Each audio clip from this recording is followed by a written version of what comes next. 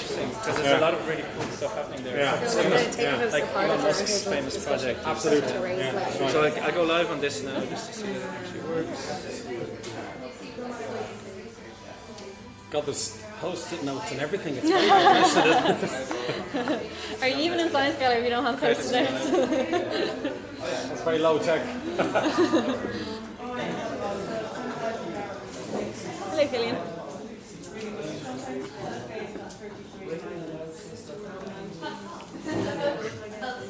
Do you get many good discussions? I only had one post-it note anyway, so we just mainly talk about the same two topics pretty much the whole time. What were the same two topics? Science and religion, and Have I read the book at all? Thanks so much, everybody, for brainstorming. What I will imagine is going to be some really interesting conversational points. Really excited to hear all from you soon. Thanks so much to Luke O'Neill for joining us this evening. He was just telling me that there are only a handful of copies left of his book, and we have them downstairs. I bought 6,000 myself. But we have a couple of copies left in the Science Gallery shop downstairs, so feel free to call back and snap up a copy before they all sell out. So our table hosts, as you can see, are now about to participate in a roundtable discussion with Kevin Boydell and Luke O'Neill, the author of Humanology. This conversation is quite different from a typical roundtable discussion because we're actually opening it up to a wider online audience. So it'll be great to kind of hear what questions arise from our kind of outer layer of the heliosphere. Great, good luck. Thank you very much, Jane. Welcome again to the book club here in the Science Gallery. The first one we're hosting in this beautiful space, and it's quite an honour to welcome Luke O'Neill to this book club, which is very, very nice for everybody here and online because you actually have the author of the book. And the way this is designed and set up is we have 3 facilitators that spent the last hour in breakout groups to talk about certain topics and questions that came up with the book. And what I will do is basically allow the facilitators to talk a bit about the topics that came up and then ask questions directly to Luke. And that's also for our online audience where we have a couple on. They can feel free anytime to add questions into the stream, and they can view it on their channel. Just introduce Luke, just briefly. He's quite well known these days for the lovely work he does with science communication. It's very impressive in the impact also in the research world. So Luke is a professor of biochemistry here in the School of Biochemistry and Immunology at Trinity College. Pat Kenny describes him as a rare creature and exotic, a discovery as the Galapagos Islands. I had to read that like 5 times to figure this this out. out. Grammatically inaccurate, that sentence. I was like, I figured that out. Okay. Luke has been ranked among the best immunologists in the world.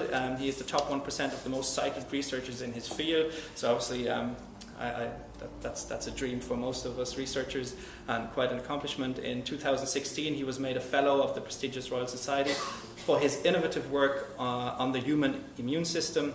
And very much welcome you here. Thank you very much for taking time to come here.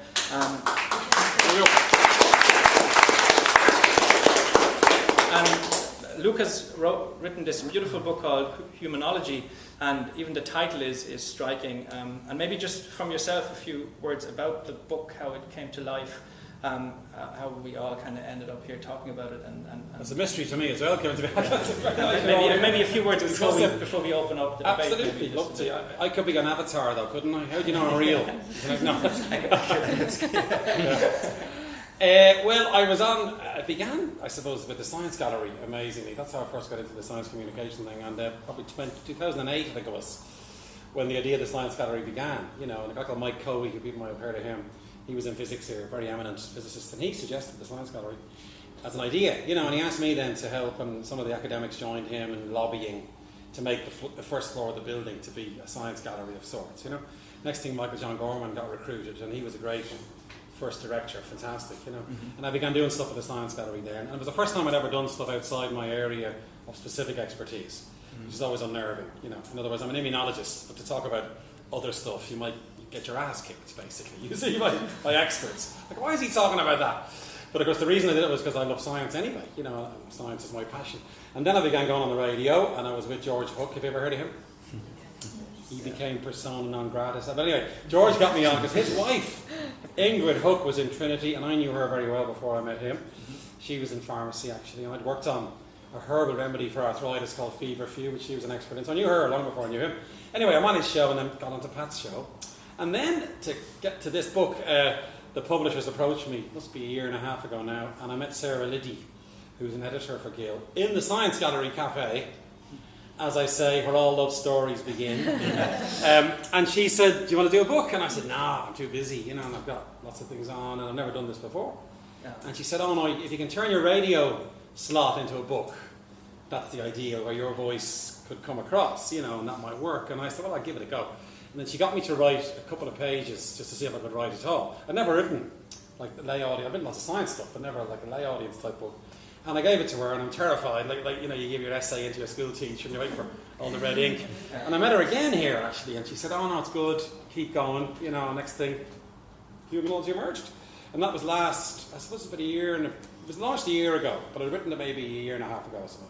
Nice. And next thing, Gill then did a great job. I mean, I thought it'd be a little paperback, you know, just a few drawings, and they really went to town on the images. I'd sent them a few Google images like as a prompt, and they liked them, you know. And next thing, this book emerges, and I had it in my hand like literally this time last year, and I said, well, "Isn't it a beautiful thing?" Is it? Yeah. No, it's a beautiful book and beautiful images, and it's they decided to put money at it. I mean, it costs. It's not cheap. It's €25, you know. And then the big thing next was it began to sell, and they got a print run of 3,000 initially, and that's the max, you know, because science books are quite tough to sell.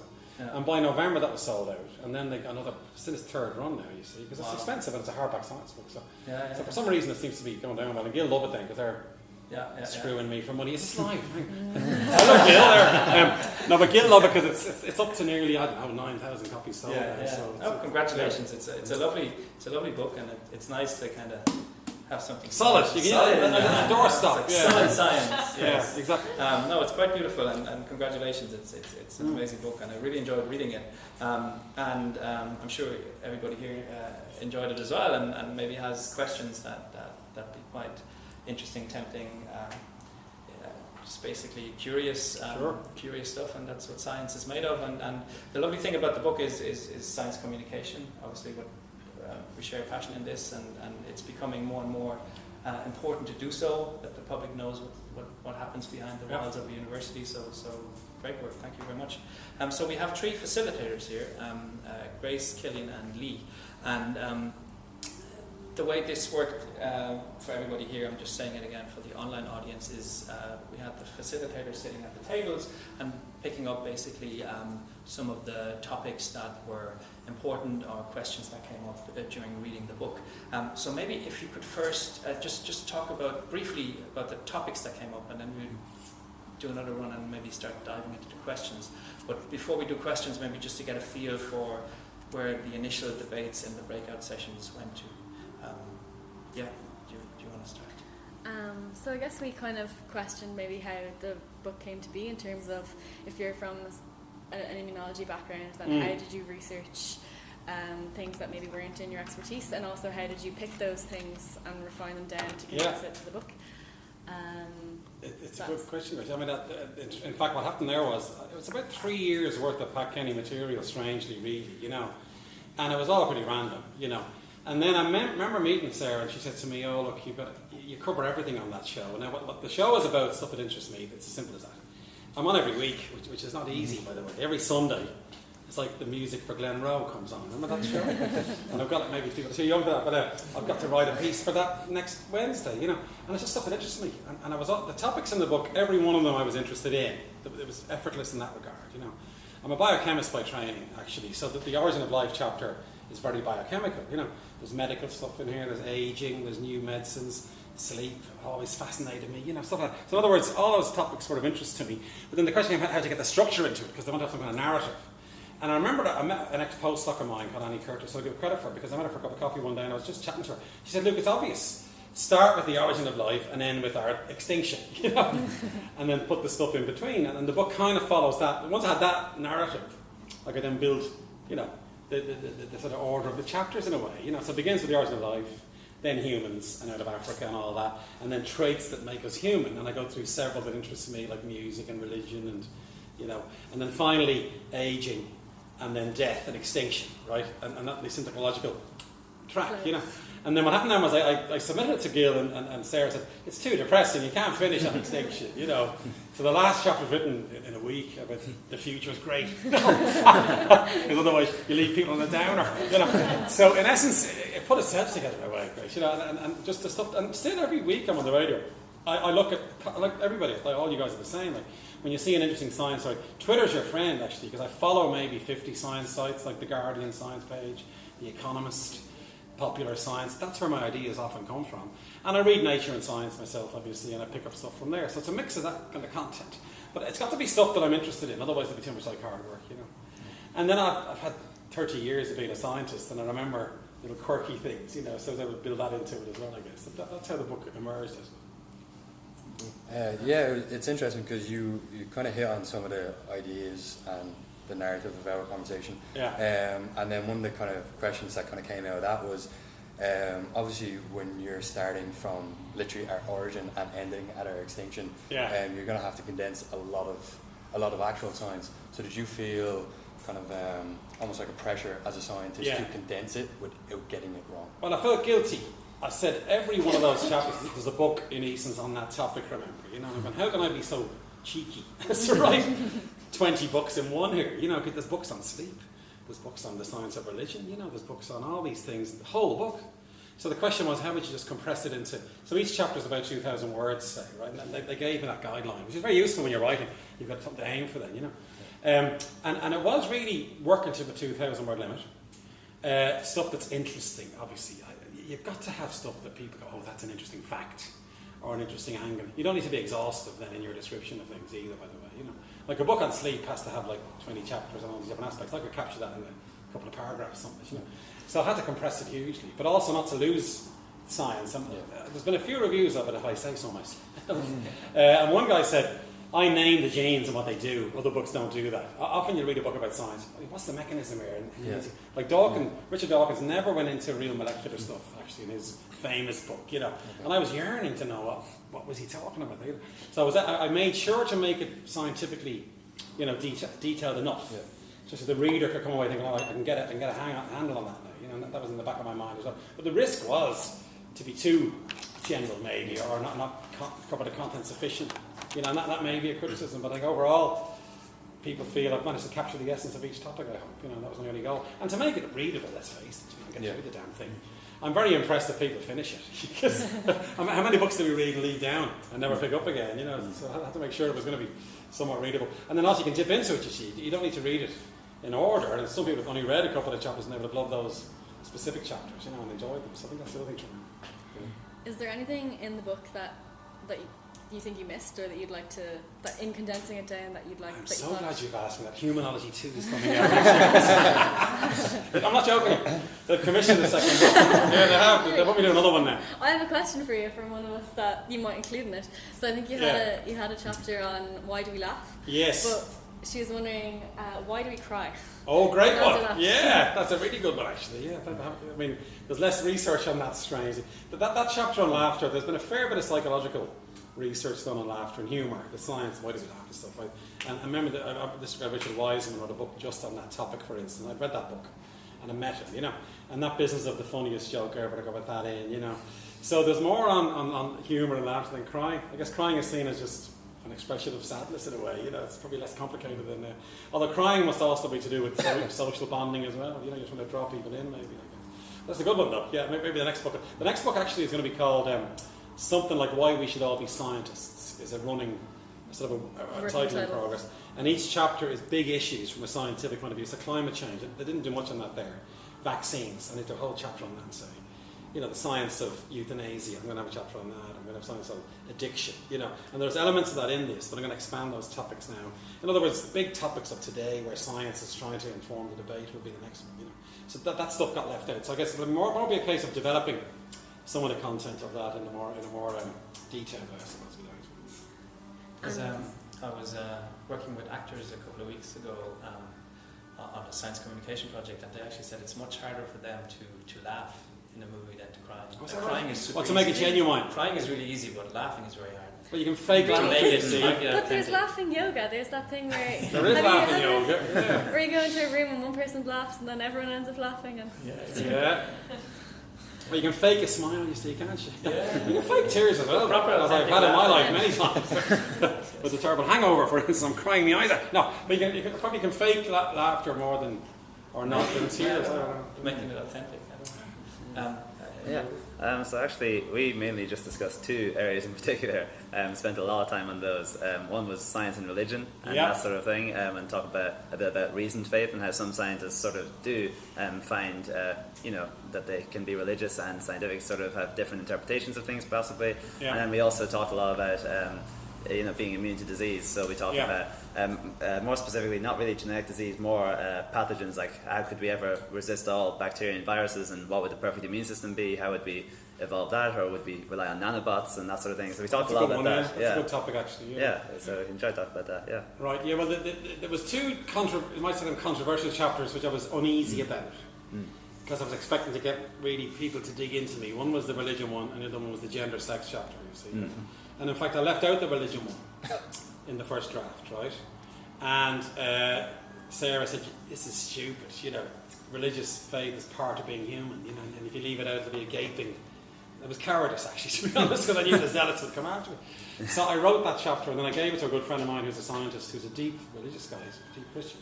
I said, "Would you read this for me, just to make sure I'm not being too insulting? Because the one thing I don't want to do is insult people and put people offside, And he read it, and he said, "Well, it's probably okay." He said, "Bits of it annoyed me," And he loved the bit of that chapter where I talked about science as another religion anyway. He loved that, because he said, "Oh, that's true, Like you scientists are so pompous, you think it's all great, but really you're not that different." And I wanted to draw that out actually as an idea, Yeah. So, and there's no question having faith is a human trait. And you can say what you like, that's the way it is, and a lot of people have faith, and lots of scientists have faith, and the big question is why. And I talk about how can you have two opposing ideas in your head at the same time, because if you're a scientist, you want data. That's what drives us. There's no data for religion, really, whatever you say, there's no evidence, is there? Let's face it. Although there is evidence for Santa Claus. He leaves gifts, you see, Christmas morning. What gets me at the moment is so many parents in Ireland are all atheists, but they still tell their kids as a Santa Claus, Yeah. So we need myths and we need religion in a way, you see. So it's a tricky topic, isn't it? And I go on a lot about it. What got me there was the stuff I'd read myself about how it's an evolved trait anyway. So religious faith could have been a trait that evolved to give us a survival advantage because of our social activities and all kinds of things, And maybe that's why it's persisted. And it's like a surrogate for something else, maybe, So maybe that's why we have faith, I guess. But it is a very interesting topic because so many people debate this. I think the debate that I don't like Richard Dawkins' book. Actually, I think he's a bit too negative in a way. I took a different tack. You'll never convince believers to become non-believers through his approach. But it didn't convert a single Christian into an atheist. Dawkins. He just made them annoyed. Whereas maybe this might. Yeah. So that was my approach in that chapter. Yeah. And then the immune one's my business, you see. That chapter was the hardest one to write because I had to make sure it was fully accurate because my enemies would come after me and go, "You got that back wrong." And that's a fascinating topic, clearly. Our immune systems are so important. We wouldn't be here without it to fight infection and so on. Can we bust all diseases? Well, vaccines may do that for us anyway, We've got great immune systems, basically. It's not beyond the bounds of possibility, but continuing effort. Any disease, like Ebola has just been cracked, for instance, and that was HIV is the example I give actually, where there's now a treatment for that, So, and the immune system is so amazing. I mean, you can make 10 to the 11 antibody molecules. Isn't that amazing? It's incredible evolution in action there in a way. So maybe we have an optimum one to some extent, I think, And ultimately, to treat infectious diseases, we'll just get better vaccines. That'll be the way to do it. But how did you research for the subjects like religion that you didn't want people to come after you for? Like, what was your research process? I covered it maybe 2 or 3 times with Pat, anyway, over the past 3 or 4 years. So I had a bit of research done, like that bit about the declining participation in the Church of England. We did that, for instance, and then I did the one about the drugs, the bit where you take LSD. There's good evidence that psychedelics are triggering similar pathways to someone having a religious vision, and I've done stuff on that already. So there were things I could feel I get my teeth into in a way, And I find that a fascination, actually. The universal experience of taking a psychedelic is to have religious faith afterwards, and like George Harrison being a great case in point. You know what I mean? So there's something going on there. And secondly, remember I also mentioned how most religions are founded by someone who starves themselves for 40 days. And they're seeing stuff. It's no wonder that happens. That kind of, And then I did mention how when you get science and religion combining, it's a big mistake to do that. And the show that you're in is a good example. The Catholic Church got that test done, remember. Ends up as the year 1250. How that backfired. Of course, the detractors there said, that was a different piece of the cotton. That someone contaminated the sample, this kind of thing. So you can never really quite win with that kind of thing.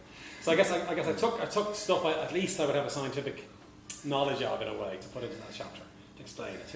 And I couldn't resist mentioning the Book of Kells because there is evidence of psilocybin, you see. I was about to ask. Oh, absolutely, yeah. They found traces of magic mushrooms in some of the vessels the Irish monks used.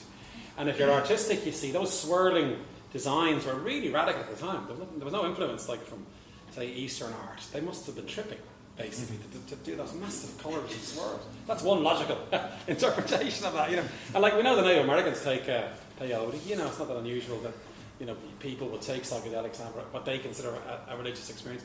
And the other bit I spoke about in the chapter was the Salem witch trials, which was ergot was contaminating the rye, right? Now LSD was based on ergot, so he took ergot ergotamine as a starting material, this guy Hoffman, and he made a derivative, and that was LSD.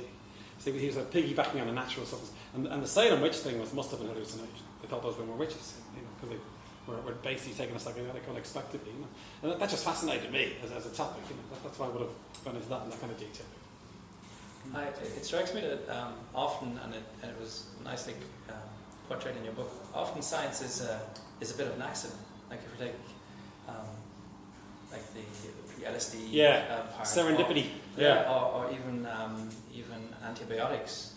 Apparently, it was just pure kind of accident. Absolutely. So how what would you think, like in terms of just like new things happening this way, or just continuing and refining science? Yeah, I think that's a good question actually. Yeah, so it's got less evident serendipity in a way. I mean, if you look at biology and immunology, there's been so much discovery there. Like in the past, I've been an immunologist now for over 30 years, and when I began, you might have written 100 papers. There's now 100,000. In 30 years, our knowledge of the immune system is now vast. And the Human Genome Project was a big help, So we now know the parts list, basically. And now we've got to unravel it a bit, So the chance of serendipity being evident is less likely now. It's much more systematic, I think. And so any new treatments will be a more systematic approach, I think. Yeah. And maybe penicillin and those things are the odd man out in a way now, But clearly, as we know, it's chance favouring the prepared mind. And Fleming had the ability to see that mould and saw it kill the bacteria in his... there's a Trinity connection there. Which I must mention in the book. So Fleming, there was a guy in microbiology in Trinity who had replaced test tubes with Petri dishes. He was the first guy to do this. Amazingly, this is in 1920. And microbiologists all over the world begin using Petri dishes instead of test tubes. And Fleming sees this guy's paper, right? And he begins to use a Petri dish. If he'd used a test tube, the spores wouldn't have blown in, right? Yeah. So maybe they were a Trinity discovery after And the second bit of serendipity. The second bit is a guy called Latouche was in the lab beneath Fleming's. Mm-hmm. And Latouche, the name Latouche was an Irish banking family. And he was an asthma specialist. And he was collecting cobwebs in the East End of London, and he was storing them in his lab. And the penicillium was in the cobwebs and blew out his window into Fleming's lab. So if Latouche hadn't have been in the lab beneath, another Irish connection, you see. So I think we should claim antibiotics. Remind me of the T-test, the student test. Absolutely, going Guinness, precisely. But it is a great example of serendipity that, of course, had the massive medical impact. I mean, tens of millions of people are still saved by antibiotics. Absolutely. It's a fantastic thing. And you talk a bit about the resistance in that field. That's the big fear. I mean, and in fact, even when... so Fleming is interesting. He published his paper in 1926, I think it was. It was ignored then for a long time. No. In the mid-30s, they realise there's a war coming. And they begin trawling the literature for antibiotics, and they see his papers. And it was two other guys who actually took his papers and made it into an antibiotic. And they went to Florey and Shane, and they were Australians in Oxford. And they were the ones who took Fleming's paper, and grew up the penicillium and purified penicillin. And the three of them got the Nobel Prize together, So it was a case of collaboration, I suppose, ultimately. But again, a striking discovery that's changed humanity in many ways, because there'd be no surgery without antibiotics. Absolutely, So it's a brilliant one, I think, as an example. Yeah, and that maybe we should start digging into some of those research papers. And that's what AI is doing, Kevin. Computers are reading the literature again, you know, and they might find stuff that we all overlooked or whatever it might be. Exactly. Any other topics that came up? One interesting question that Anne raised was that if there was anything that you changed your mind on during your writing. Oh, that's a good question. Did I change my mind on any particular topic? Let me think about that for a minute. Well, the gender sex chapter, you see. So, in the end, I wasn't that happy with it in a way. And the risk of that chapter was to be kind of patronising or judgmental of people. And I tried not to be. You know, I tried to say, you can be straight or gay, doesn't matter, whatever you want. And I made the point about diversity being key for the human species anyway, and how the gay trait is part of being human, and a lot of high percentage means it must be there for a reason. And it's like about the gay uncle and stuff like that, you know.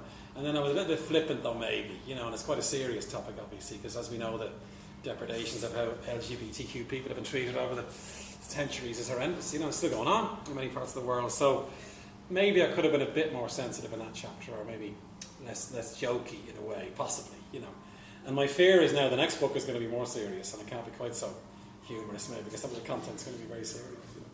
So that was one I might have rewritten that a bit differently, you know. The second biggest thing, the most annoying part for the book for me, that was upsetting, was making mistakes. Now, there's about, in the first edition, there was like maybe 20 big errors.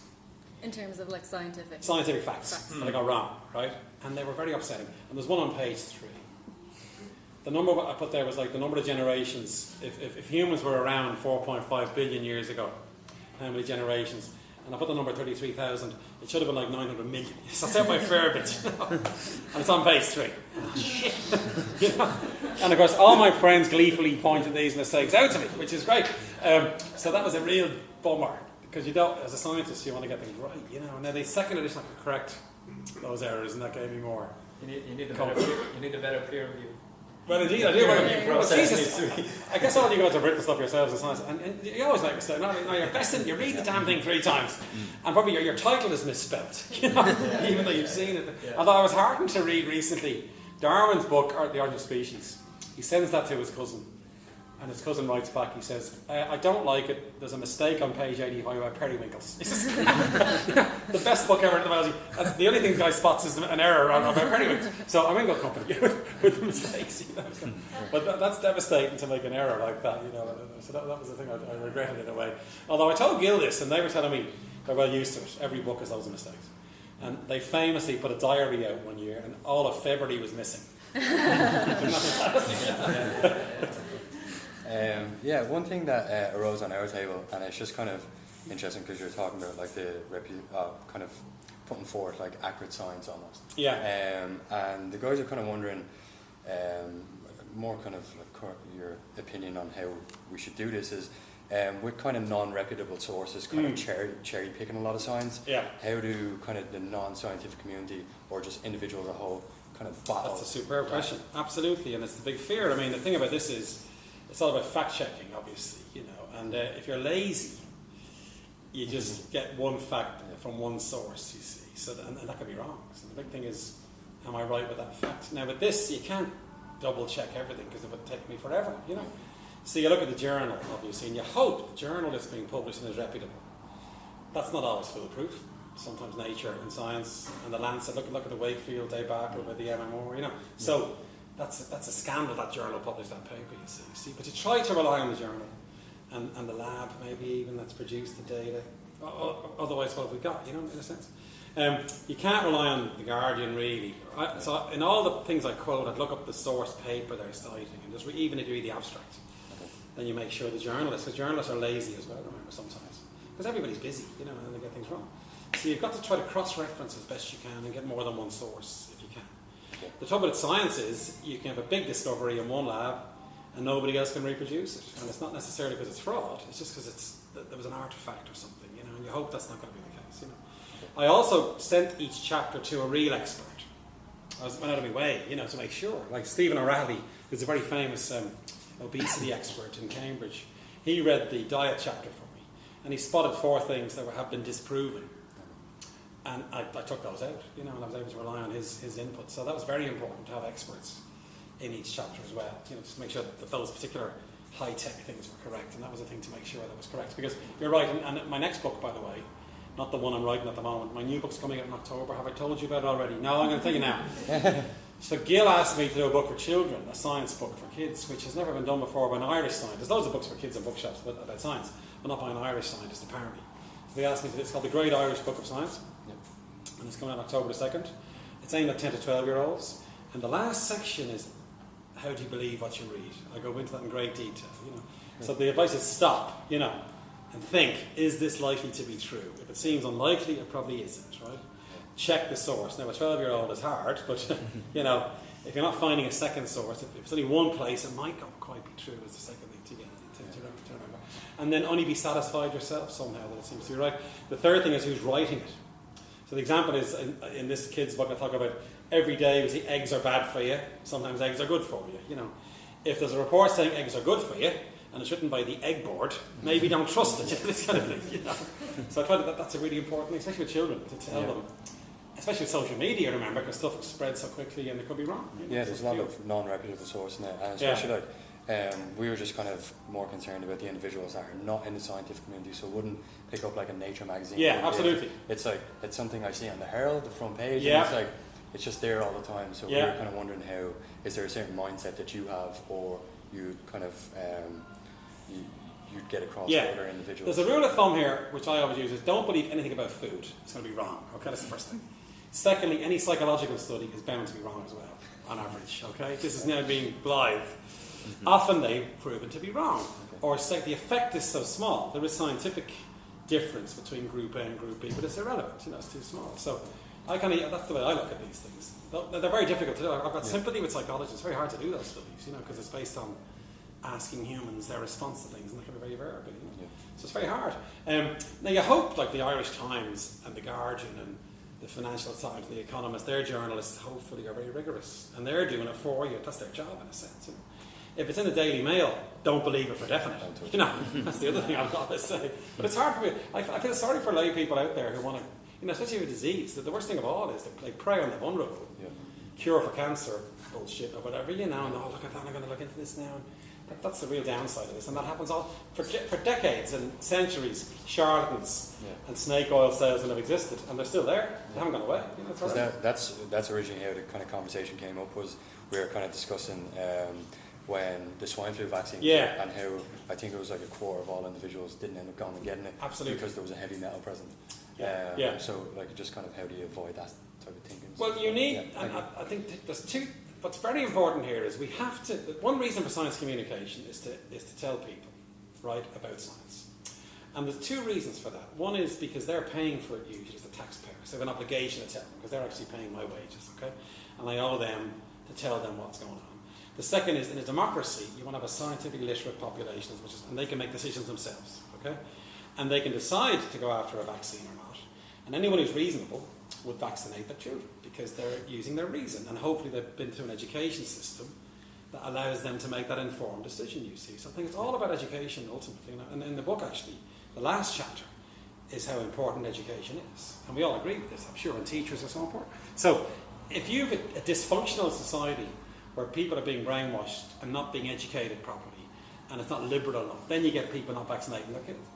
And there's a devastating consequence of that. So I think that's a really important thing to keep saying. And that's why everybody should be communicating science in many ways, because it's our job, you know. And then the other democratic bit is, don't vote for that politician. Ask them, what are you doing about climate change?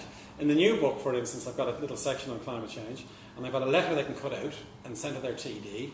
It says, "Dear politician, you're old, I'm young, you don't care about the future of the earth. If you don't do something about climate change, I'm going to tell people not to vote for you using this thing called social media. You're a sincere," you know. So in other words, that kind of thing, you know. So it's all about who you vote for, ultimately. And you get to inform. And of course, more than ever, as I'm sure Kevin would agree, AI is coming down. There's all these issues coming down the track.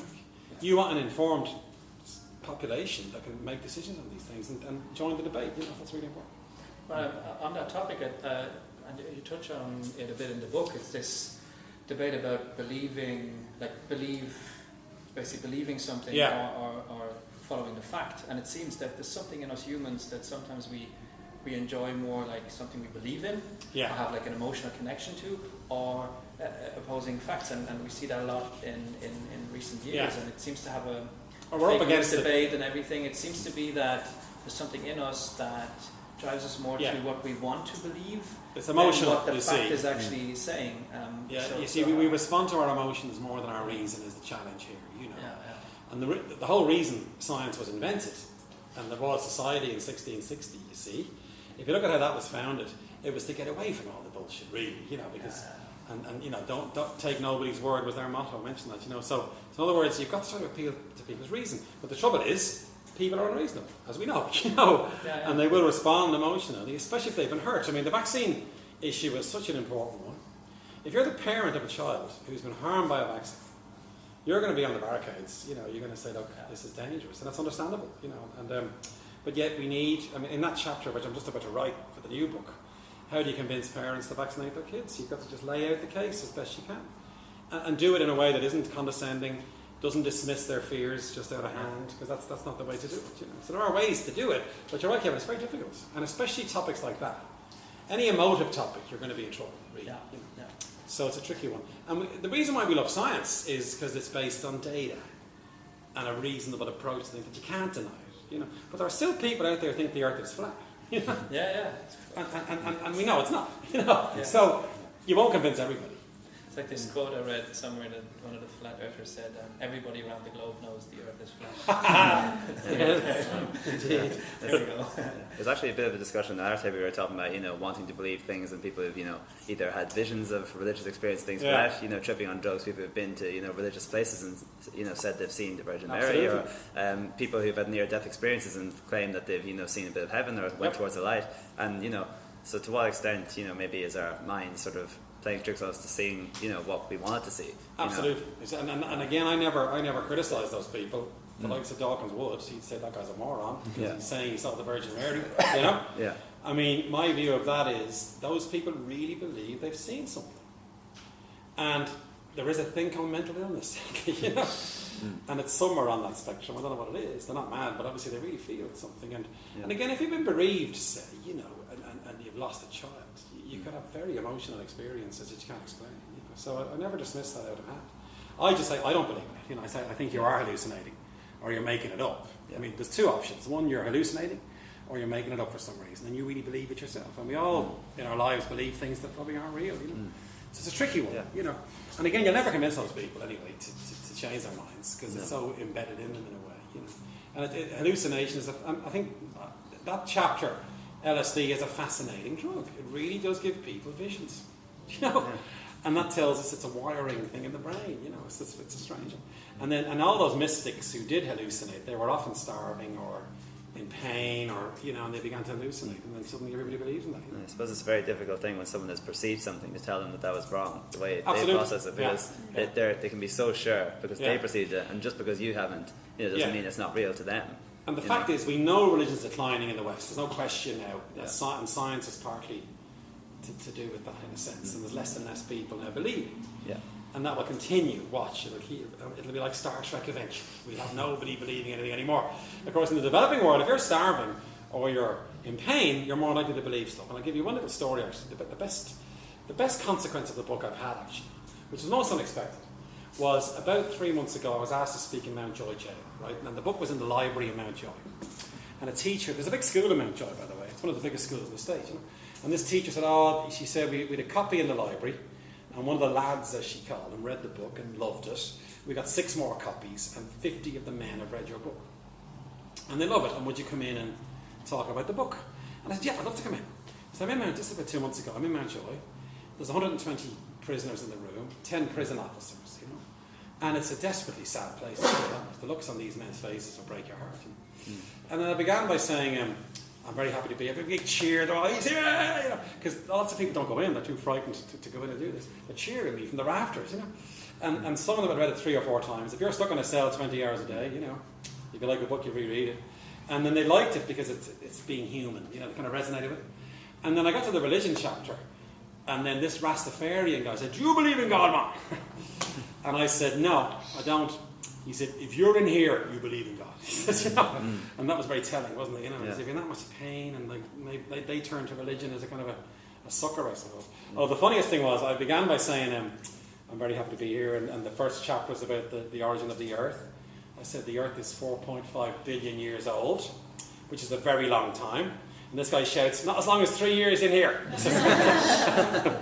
All relative. Yeah, and at the very end then, it was very emotional. At the very end, they were all, they're like primary school kids actually in many ways. They're led out of the room by the warders, back to their cells, you know. And there were two guys at the back of the room, two teenagers, like 18, 19 I'd say.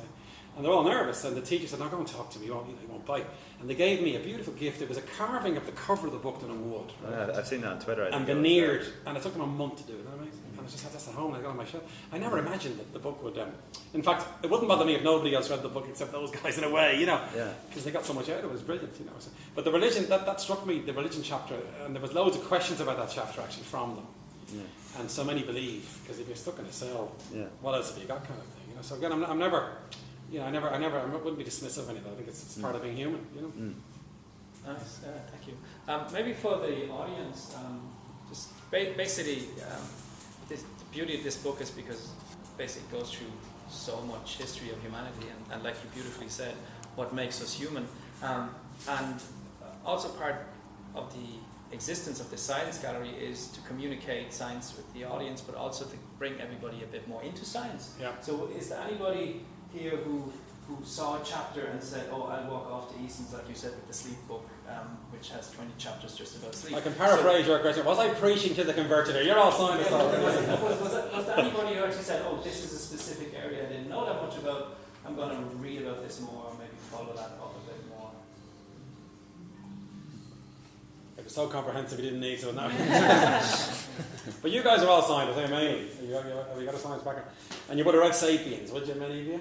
Did you read that book here? Yeah. So that was a good story. So I was in Easton's doing a signing one day with the book, and this little old lady, she must have been 90, came up to me, oh, and she got me to sign it. You know, thank you very much. So why have you bothered writing this? She said, Sapiens is there already. And I said, there's no jokes in Sapiens. I guess, I mean, that's a nice one. When I was reading your book, I kept thinking about Harari as well. And the books but that was a big inspiration. I mean, and he's quite influential with his work, and I guess... He's been heavily criticised. Some people don't like Sapiens, you know, and there's more errors and a lot of errors in Sapiens apparently. And I loved it now, and I read it, it was brilliant. My other big influence is Jared Diamond, because I read his books years ago, The Third Chimpanzee, and those two books inform those chapters on the origin. I mean, the most fascinating thing for me is our origins as a species. We're very egocentric, you know, the out of Africa stuff, and how we became inventive. And Harari goes into that in great detail and explains much of human behaviour and politics through that scientific prism, I suppose, you know. So I think that was a huge inspiration behind it. Yeah, and he goes very much AI in his new book. Is that something you would be fascinated as yes, well? Homo Deus. I started that and didn't finish it, I have to say, because I got a bit lazy, you know. Well, AI, as you know, Kevin, is the future, let's face it. We'll see what's going to happen next. I mean, a lot of hype about that. I mean, the bit I liked in terms of that topic was the driverless car business. Yeah. It was great. I've done that 2 or 3 times with Pat, and there's great stuff on that. I mean, and what they are and how they work, and I love all that, you know. And there's good science behind them as well. You know, so. Especially in the fields of ethics. Like absolutely. Like when you drive up to the bridge, it's a driverless car. This is going to save the humanities. AI, and you see in Oxford, some donor gave a huge amount of money to fund an ethics institute around. Because there's so many ethical questions around it. Obviously. Yeah, absolutely. If there was to be a car crash, who would it save? Would it? It's actually heavily debated. This example where a self-driving car drives up to a bridge, and it's an old idea. It was discussed in the early century really by scientists. Even if it's just a normal car, but basically, self-driving car drives up to a bridge, has someone in the car, and then someone jumps in front of the car in front of the car. So. Does the algorithm decide to hit the person that is jumping onto the road, or drive off the bridge to save that person and kill the driver? And potentially harm the person in the car. But the conclusion is mostly that it should drive off the bridge, because the person that steps into the car is aware of the risk that the car could hit a wall or Yeah. buggers. So there's a higher level of innocence. I hit on the guy then, person it's that- his fault, you know. But what if they're not? What if they're blind and they're not aware? Yeah. we're Or what if talking. they're What if that mother pushing a pram is a great analogy, right? And Yeah. you kill a child then, you know. or what if What is the answer to this? I believe they're now asking 1 million people what they would do, right? Is this true? And they're going to have an algorithm, and then the Yeah. car will ask the composite decision Yeah. on these things. Yeah. Because ethics comes from a communal activity. Yeah. So that might be Might one. be who has the better insurance policy. Indeed, that's Very right. bad ethical quest. It might be a case of personalised settings. Of whenever you buy a self-driving car, you'll be told, okay, so in this situation, do you want to do this or this? Yeah. Yeah. Yeah, Brexit voters, knock them over, obviously. So maybe I heard a good joke about that. So, you know that when driverless cars come in, there'll still be taxis, like you know, avatar taxi drivers. You can set the racist setting before you get in. Yeah. The misogyny, you know. If you want to have that kind of conversation. Well, With there's actually on that topic, there's a lot of debate also about social issues such as the self-driving car. When you, let's say, from Dublin Airport into the city, it will avoid socially certain parts difficult of it. areas. Well, that's a fascinating topic as well. And a data scientist would say, well, that's where people always avoid that track. That's why the self-driving cars. No, but it's happening already. They're excluding cars from certain parts of San Francisco. There's talk about Yes. already. Yeah. Isn't it? And business owners in that area could Yes, protest yes. that really affects their That's right. income. Yeah. So maybe just to wrap it up a little bit, and because we have a little AI project in the background, we can have a look how that's doing. Did it pick up the word fuck, Kevin? It's trained to do so. We'll see. Maybe if you, just each one of you, if you have another comment or question, is there anything that popped up? I guess one thing I was going to ask was, like, science always tries to be as objective as possible, but even in the content that you covered in your book, how did you try to be as, like, even your own bias that you might have in your content selection? How did you try? Yeah. Or could you tackle that? It's a tricky one. Again, hopefully everything's based on data, remember. See, we live and die by data, and that's what the Royal Society was all about. In other words, shut up until you show me the data. Like the opening section says that, you know, like if I go to a conference as an immunologist, I can spout on forever, but if I don't show experiments, nobody's going to listen. So we're driven by data, that's the first thing. And then you look at the data and you come to some kind of conclusion. Now the trouble then is, you might introduce bias, you might say, I'll leave that one out, right? Yeah, even in that like kind of thing. what you covered, and if there's implicit bias in what you chose and what was interesting to you. Like. Yeah, there would have been, yeah. The topics were clearly as if what interests me anyway, in a way, you know. But I did do my best to be even and sort of, you know, as balanced as I could, I suppose, you know. And apart from that one on gender and sex, nobody's come up to me and said that's bullshit or you've overemphasised this or, you know what I mean, that kind of thing. So that's been quite pleasing. Although maybe they feel polite. I don't know.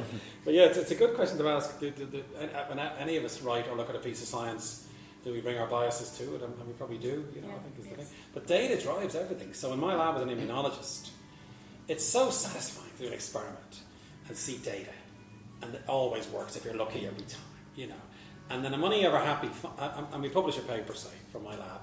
I'm never fully happy until another lab reproduces it somewhere else. And then, it's true now, you know. And if possible, 3 or 4 labs. And then, of course, you get cited, which means that they have reproduced your work. Of course, we've renamed citations now likes, by the way. But you know, the so alt metric. If you're, the thing I'd say is, if you're a scientist, it's to be uneasy most of the time. Remember, that goes with the territory. You should always be sceptical and uneasy, and not fully believe it is, you know. And then you sometimes get comfort. So writing a book is the risk because you are nailing down certain things, you know. And I am uneasy that someone's going to say that's wrong, you know.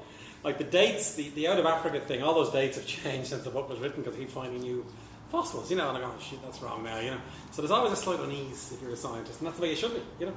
You should never be happy, really. It's kind of nice then, I guess, that it's a capsule of the time. That's a good point. I'm thinking of myself, if I'm on my deathbed in it's a marker, like 2 years now probably, and I read it again and go, wow, you know, the world has changed since 2000 and whatever, 18, so that'll be really interesting to see, you know, especially the AI parts. So I wonder what it'll be like. Well, you'll be just imagining the book and it appears in front of your. Well, indeed, there won't be any hard copies anymore, and I will have a new avatar walking around writing a new book. You're going to be uploaded. Any just closing words? I just wanted to ask, were there any cases where you thought there was a topic where you saw experts sort of having both sides? Because I know there's some topics in science where you have, world-class experts sort of having completely different opinions. When they disagree. And if so, how did you choose what side to take? Did you make up your own mind, or did you? Sleep is a good example of that. We're not fully decided why we sleep, for instance.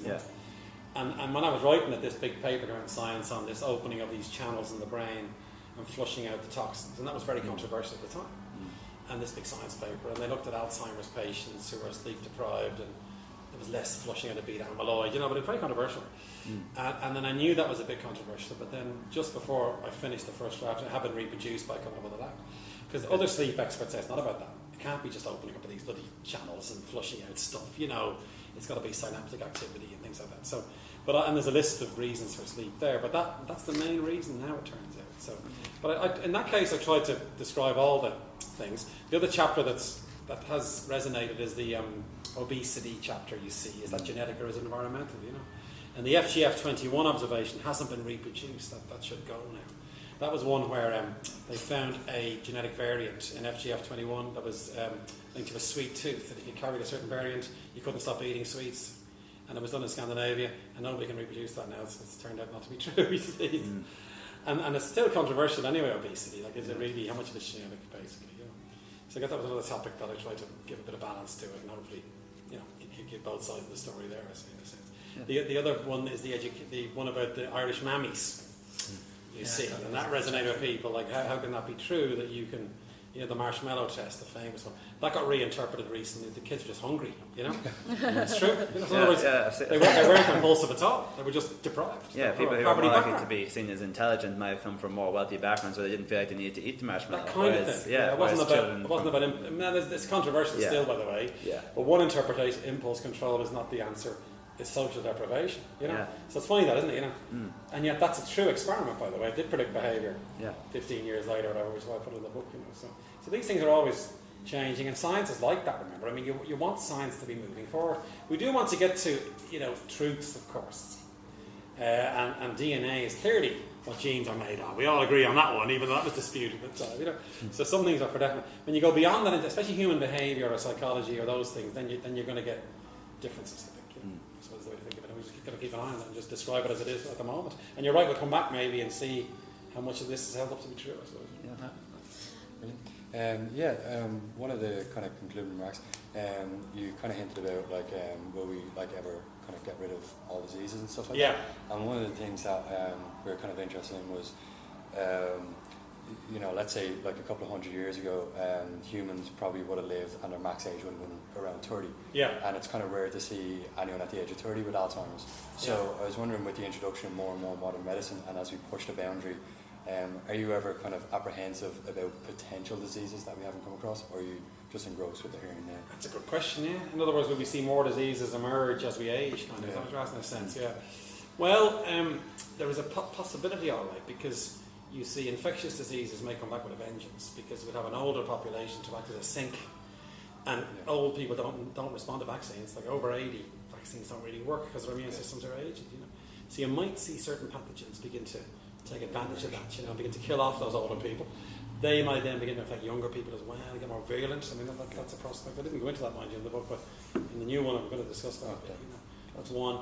I mean, the big worry we have at the moment is neurodegeneration. Clearly, that's the big disease of our age now, Parkinson's and Alzheimer's. And there's no treatment, So will diseases like that get more common, and when new variants emerge, where the brain just begins to disintegrate, I guess, as we get older? I mean, the view at the moment is that you've got to remember, in my lifetime, I've been doing this for 35 years now, the amount of knowledge we have about the human body is now exponentially every second almost, And the NIH in the US spends about $20 billion a year on medical research. You'd hope to God, if you believe in God, that stuff will yield new medicines, and it is beginning to.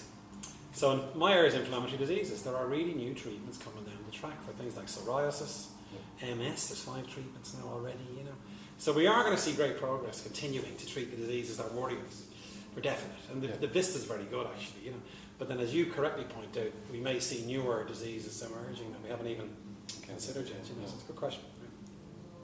Great, did you? I guess I have one more question, which is the book is quite funny at parts, and I guess it has a real Irish sense of humour. Do you find that people I'm so who glad you aren't- found it funny, guys. It's called dad humour. But do you find that people who aren't Irish don't get it? Or Oh, that's a great question. Yes. Well, because of Vascular, it's only published in Ireland. You can get it on Amazon, you know. Anyway, but it's not published anywhere else. And I've asked, you know, because I'm so egotistical, why aren't you sending it all over the bloody world? You know?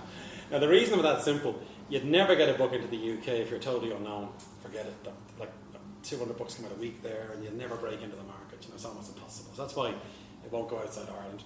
And clearly, it's out because of Pat Kenny in a way, because a lot of the listeners might have bought it. You know? And then friends of mine who are not Irish have got it on Amazon, and they have found the jokes funny. I think so. Maybe they know me though. You know, they didn't say. Some of it's very Irish though, isn't it? The Irish mammy analogy is very Irish. I suppose, you know? But some of it wouldn't translate, would it? I suppose into a different. Mind you, there's 3 translations being done at the moment. Chinese. Wonder what they'll make of those jokes. You know, And we'll have to translate what Pat Kenny said about you. well, indeed, they can have it on Ireland. So, one of the biggest thrills was people have said when they read it, they can hear me talking, which must be most unnerving for them. You know? And I was trying to achieve that, by the way. That was my intention. Are you doing an audiobook? Yeah. There is one. There's one. We're doing one. Oh, good. Yes. It'll be voiced by God. No, so that's another good one. And then the other thing, funny thing happened was, so many of my friends got it for Christmas, you see. So, not that many friends, but, you know, it was quite popular in the neighbourhood, shall we say. And I'm imagining all over South Dublin on Christmas morning, a 53-year-old dad, Jesus, you know, where's me aftershave? You know, that gobshite's book, you know. Didn't bother me. I got a fibre copy, by the way, so that was okay. Nice. I hope those dads read it. You know. Another question is, was it a bit ageist? Like, would younger people find it funny or not? Because it is a bit daddish, the humour, and young people seem to find it funny as well. So that's not too bad. I guess. Yeah, thank you. Is there just before we wrap up a question from the audience that came up that you may want to throw in? Anything? While you have me here. No. Yeah. Nothing at all. No. Very good Oh, facilitators. you capture their questions. I just basically relay a bit of data that's on the dashboard. Oh, great. Let's have a look at that. So these are basically just keywords that, so you can see that when we're talking, it basically just does speech to text, and it just keeps going and it does all kinds of stuff. Sometimes it's a bit like a baby that tries to walk, so if too many people talk, it doesn't know who to listen to. So the word like was said most. Then, Then the second one is good no. It's like because you're all teenagers. Is that the reason? You know, Then we have this awful on word. third and fourth place we have book and science. So Great. and then the rest is that thing. Maybe we need to filter some of those. Very good. But then we have word pairs, and there we have things like self-driving, science communication. That makes sense. So I guess it's on topic. I would say the debate was on topic. We didn't talk about something. It worked. This is still very early work, very early science. Yeah. But after a while, it should sum up the debate for anybody who wants It's to look great at the science video is later. there anyway, isn't it? You know, because obviously Yeah. you use words like no and Yes. you know, like and so on, and science is up Yeah. there. Which is great. So we're going to stick that up. Going to jazz it up a bit and put it onto the page then as Yeah. well. I guess that will be it. Then I'd like to thank everyone for coming to this lovely space and taking part in both the book club and in this experiment and meeting Luke. And thank you. Thanks for very coming. much for everybody for coming. It's great for me. Thank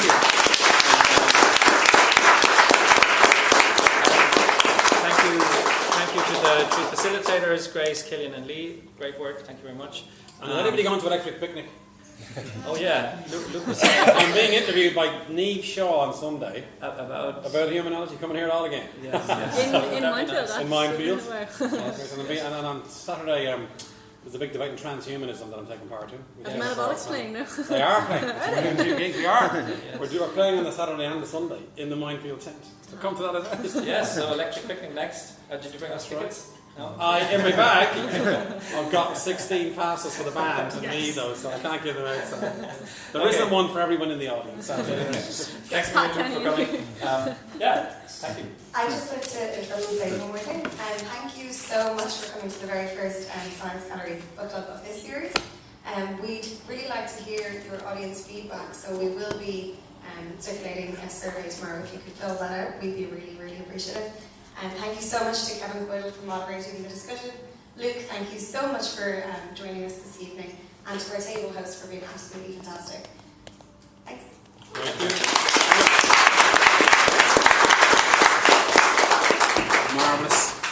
Well done, the three of you. That was good. Thank you very much, James. Not at all. Thanks a million, guys. Well done. Good questions. Thanks, great. Thanks. Thank you so much. That's really interesting. Very nice. It's a bit egocentric to be talking about your own book for an hour, mind you. You enjoyed it? I thought the word Luke would come up there. No, we have that. Oh, yes.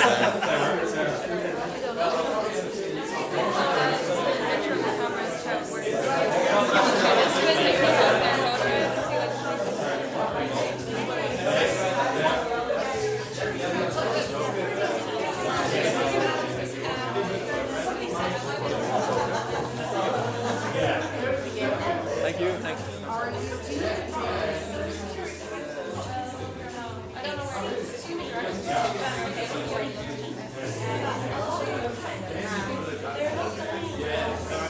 Just so you know, there's a blind spot, And it's also and that was pointing right at Luke, so that's why. Good job. Thanks. I think there's a few little points maybe that comes down.